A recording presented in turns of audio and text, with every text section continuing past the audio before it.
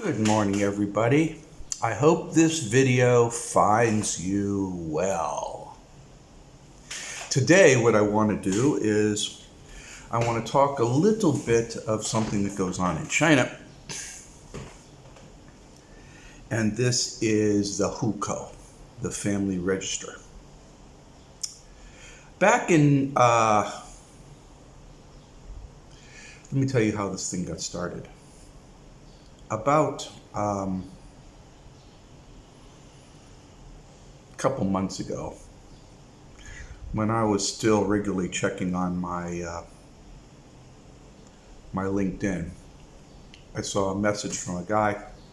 He was relating how a friend of a friend said how the Chinese women were pretending to be pregnant and trying to get him to marry them or pay child support. And I called him out on it. And I said, that doesn't happen in China.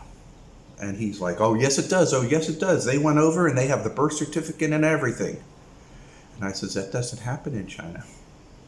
You can't have a baby in China unless you have permission from the government. And both parents must put their thumbprint or fingerprint on the document, and they're filmed agreeing to have that baby together. So a woman getting pregnant and having a baby is not going to happen. She can't have the baby to begin with because there's no father. He's like, well, you know what, that must be a new rule. I was like, no, the rule came into play in 1977, you fucking jackass. That's the way this propaganda works. They use your ignorance of a situation. Make a story that sounds plausible to you being ignorant.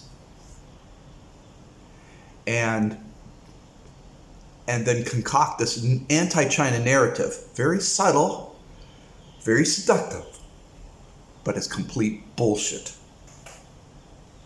So today I'm going to talk a little bit about giving birth in China because that's what I have done.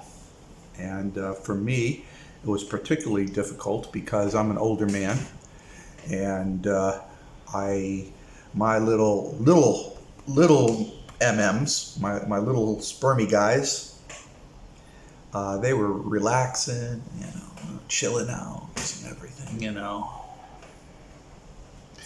And so I had to liven them up a little bit, and we had to do some other things. So I want to talk a little bit about this, okay? So talking about this is an interesting subject because it talks about societies. In America, all this is unheard of. In America, you give birth, it's automatically an American citizen. You don't need a birth certificate or anything. You can even lie, and you just get somebody to sign something and they're a citizen. Being American citizen conveys the benefits of being American citizen, which generally tend to be being able to live in America and obtain welfare benefits, but also subject to taxation. China, with its large population, very, very severely restricts how babies are born and who's born.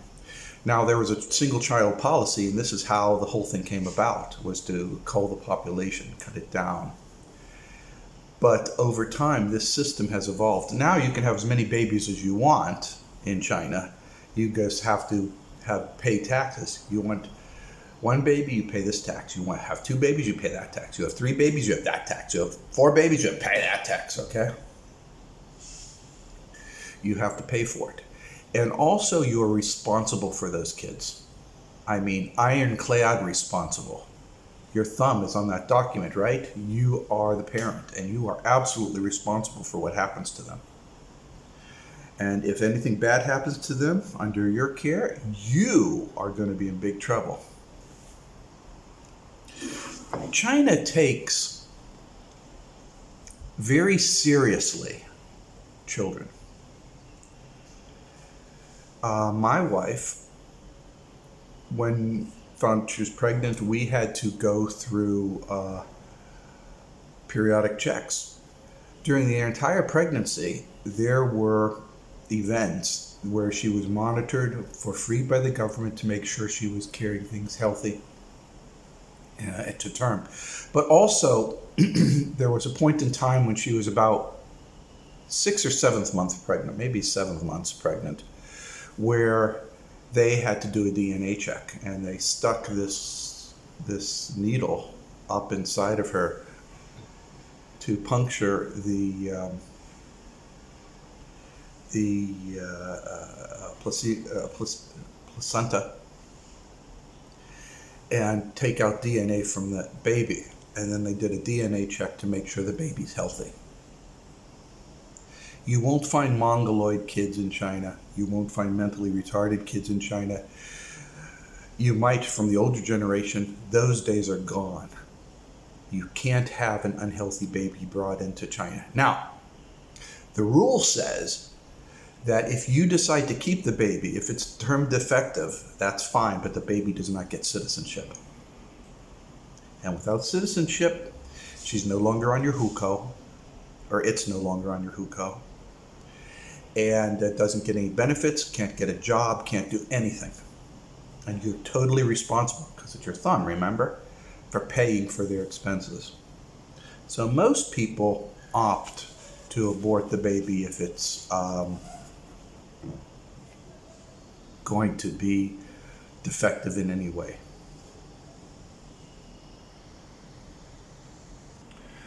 There was a bit of a stink about this in Hong Kong.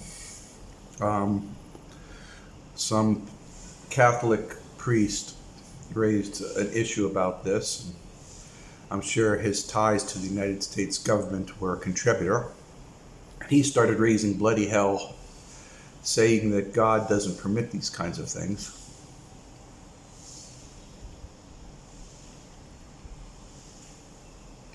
China didn't say you had to kill the baby. China says that it's not going to be a citizen. You can leave China and raise it in America if you want to.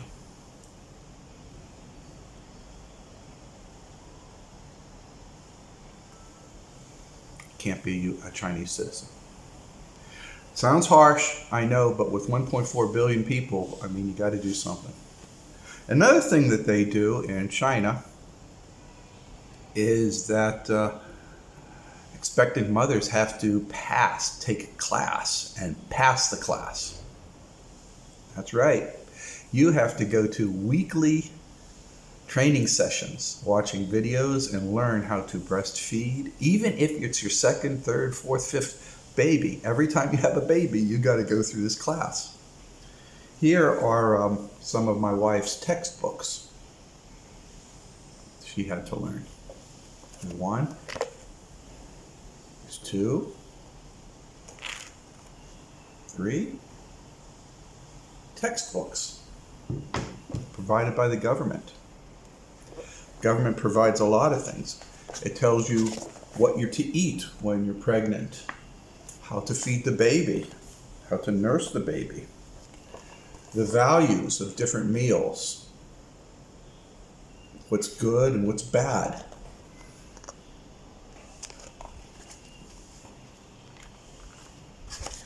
How the body system works. Exercises to help you. You're graded on it. And it's very rare for a Chinese person to fail. But you have to retake it until you pass. Learning how to dress the baby, treat the baby, feed the baby, how to breastfeed the baby, types of milk and everything. All this kind of stuff. You have to understand it. You have to memorize it. You have to know the important points on a baby and everything. How to go about and carry the food and the milk and everything for your baby.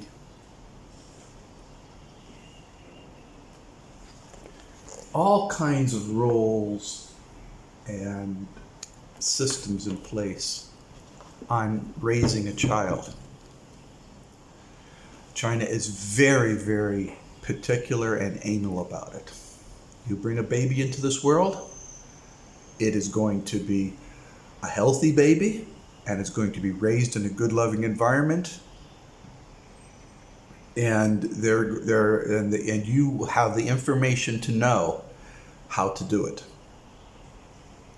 Not everybody follows this. They may sit through the class and ace it and do nothing, but at least there's a system in place, which is totally different in the United States, where in the United States, of course, you plop out a kid, then you go run down to the welfare office and say, hey, I got another kid, give me some more money. And then, you eat your pork rinds and the kid plays in the street in the mud. You think I'm kidding, huh? Now this is not a political video. I'm not trying to say that China is totalitarian and they're doing things right or wrong. I'm just to report how China does things, because it's not being reported anywhere else. Most of the people who report out of China are young, in their 20s or 30s, don't have kids, or if they do have kids, they're much older and they see other aspects of their life. But in China, the moment you are a parent and you give birth to a child, that child is part of your hukou, your family register, and is logged with the local police. They all know who your baby is, what the baby's name is. They know all school you go to. Everything is mapped out. Everything is clear. There's nothing wishy-washy or confused about it. You just can't get up and move to another area without that hukou dragging along and the local police knowing that your baby's attending a different school. Everything's monitored. AI monitors it. And you say, well, that's terribly totalitarian. Well, maybe it is, I suppose, in one degree. But don't you want healthy kids? Don't you want help if you're having trouble? Because if you're having trouble, the government comes in and helps you. They monitor to see if your kid has black marks or whatever, the police immediately come on over. They need to find out what's going on, and they monitor. Now, the United States has similar systems, but they've got lots of holes, and they're handled regionally, and there's a lot of problems that can arise of that. Now, the police, wherever your hukou is registered. Now, in my case, the hukou followed my wife's hukou because I'm a foreigner. She's from town of Wenzhou. Wenzhou is sort of like the Santa Barbara of China. A lot of wealthy businessmen up there, but we live in Zhuhai, which is way south. So she's from north of Shanghai, and I'm from I'm near Hong Kong. So we have actually one hukou, but the police are involved in both Wenzhou and in Zhuhai. So we have two groups of police, and they call us. They call and check up on the baby. They're making sure, because the baby's records are all on the computer database as well. So the whole China is all networked. You probably don't even realize it, but it's just, they know everything. They just get on the computer and there it is. Her injections, everything's all laid out. And they're saying, and we missed a physical. Well, it turns out in this case here, the Zhuhai didn't require that physical, but Wenzhou did require the physical. So Wenzhou called and they say, hey, why didn't you do the physical? And we explained, so we did the physical anyways. And we found that she was a little bit underweight and a little bit shorter than she should be for her age group. And so, because she was on the lower end of the lower band, of course, that immediately started raising all kinds of alarms. And we had consultations with the doctors and everything. Turns out that for some reason she hates milk. Do not drink it at all.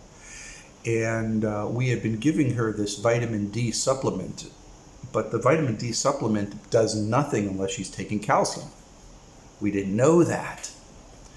Vitamin D has to be with calcium to help her. So we've been giving her calcium and vitamin D supplements daily. You learn these things, but we wouldn't have known if it wasn't for the care and attention of the local authorities. It's different than in the United States. In the United States, it's just a job. Here, they take raising children so importantly, and it's in everything. And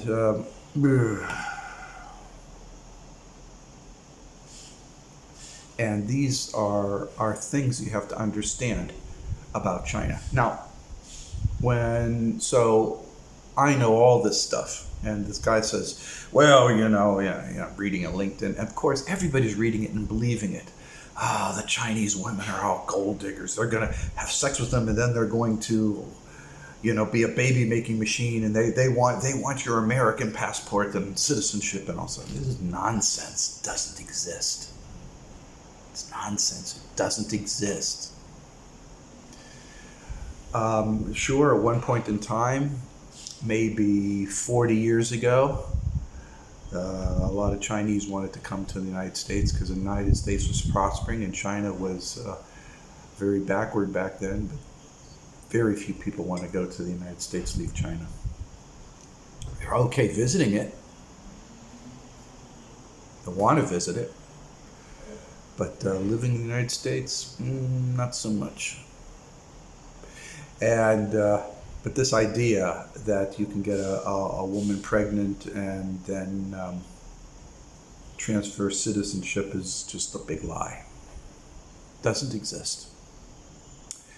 And I wanted to, the purpose of this is to explain why and how it works and illustrate these facts to you.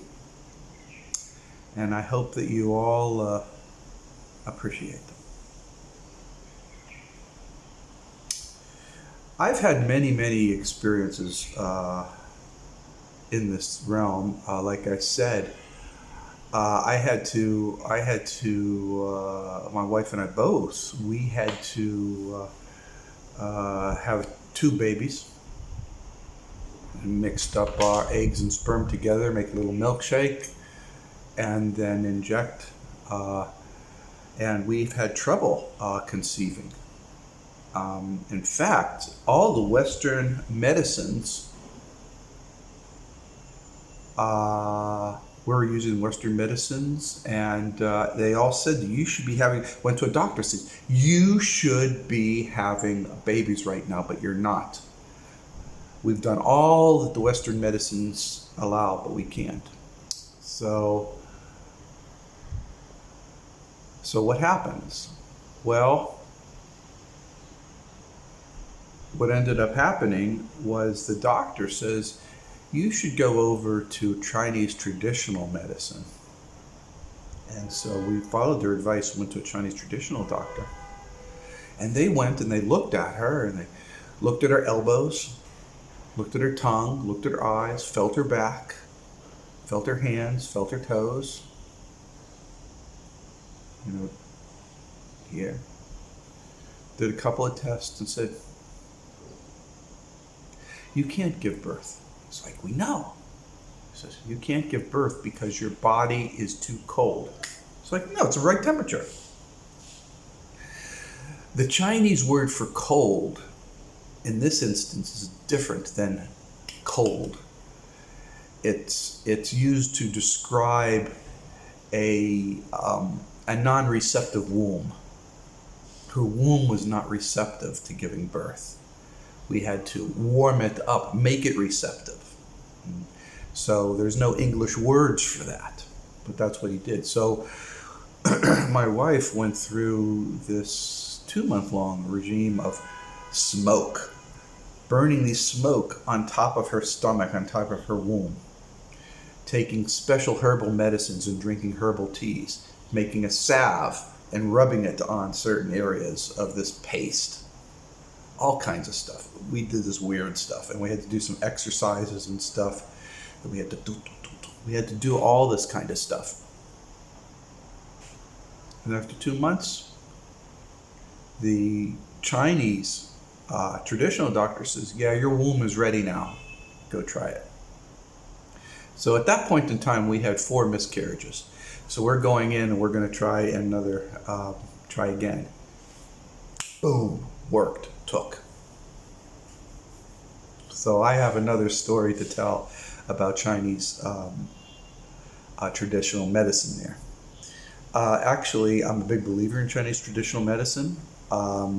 And I can go through other examples and describe about it, but yeah, it really helped us to conceive, and it was a good thing. My daughter right now she's just cute as can be. I can't lie, she is just the cutest kid. She speaks mostly Chinese, totally understands English. Speaks baby Chinese with English kind of mixed in. Yeah, she's definitely bilingual. But she uses American mannerisms, so it's kind of really weird. It makes all the other Chinese kids laugh. Not laugh at her, but it's just so cute. Shimma, shimma, shimma, shimma, shimma, shimma. Yeah, the Chinese, they're not known for... they have a very, very straight visage, and she's their, exaggerated theatric motions, so damn cute. Anyways, I hope you enjoyed this little video. I hope you learned something from it. I hope it gave you some insight that you won't obtain anywhere else. And I hope you're going to do well. In any event, people, just know that I just want all of us to do well, and I want us to share our experiences in a good way to make the world a little bit of a better place. Do little things to make the world a little bit of a better place. Smile more, be kinder to people, buy a cup of coffee for somebody. Why do I think so? Well, because I believe in you. Bye-bye.